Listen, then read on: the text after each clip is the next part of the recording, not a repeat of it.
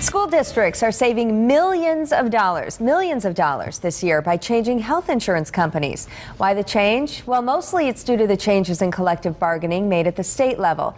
Fox 11's Robert Hornacek is on special assignment, and he joins us with a preview of tonight's special report. Good morning, Robert. Good morning, Rachel. You know, in the past, school boards and unions would have to agree on making any changes in benefits, but with the new law, and now that public employee unions no longer can bargain on benefits, many school districts are making a lot of changes, and one of the biggest changes we're seeing is in health insurance.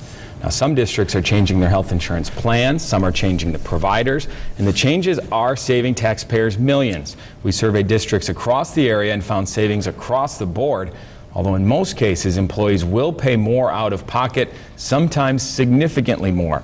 We found districts like Pulaski, which are saving a few $100,000.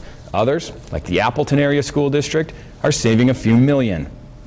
Is that something the district would have been able to achieve without the changes, or was that because of the changes? I think that's a combination. I think the marketplace has certainly become more competitive, and bidding out the health care plan has become more competitive. And so in our case, the WA Trust did not want to lose us in terms of a client, and really came in with a very competitive bid that met and was below the other bids that we received.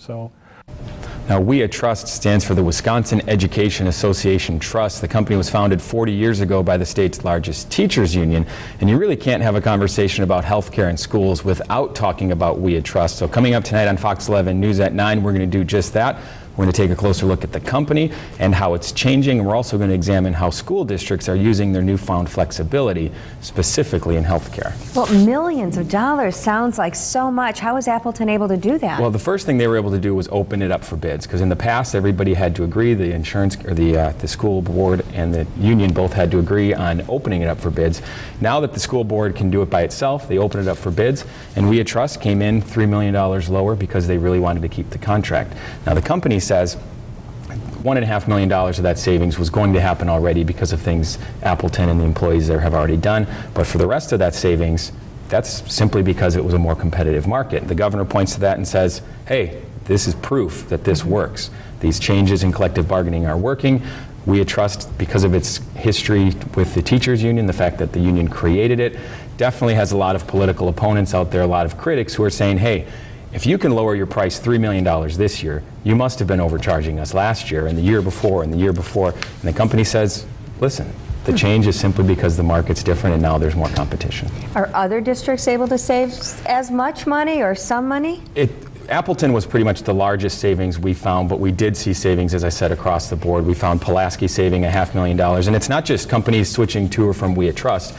Companies, the healthcare providers across the board are coming in with lower prices, but remember, it's not just that you're getting the same plan for the same price. In a lot of instances, the employees are picking up a much larger share of the health insurance costs. So in a lot of districts, you're seeing higher copays, you're seeing higher deductibles, and the teachers unions and other employees unions are saying, hey, this is unfair, this is putting all of this budget savings on the teachers' backs, and the governor says, hey, you're still paying less than a lot of people. And so it continues. It continues. So we'll have a full look tonight on Fox 11 News at 9. Thanks, Robert. Yep. Robert Hornacek on special assignment. Again, his report will be tonight at 9, and you can get more information by going online, fox11online.com, and clicking on the story on the home page.